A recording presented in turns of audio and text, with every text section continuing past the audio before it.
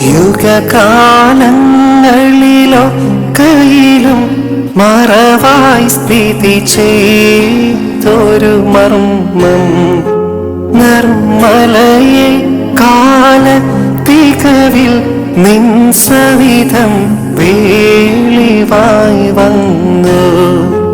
ദൂതത്തലവൻ Gabriel മധുരസ്വരത്തിൽ നിന്നോടായി അഭിവാദ്യം ചെയ്തോദീതം വിതച്ചയാവയലേ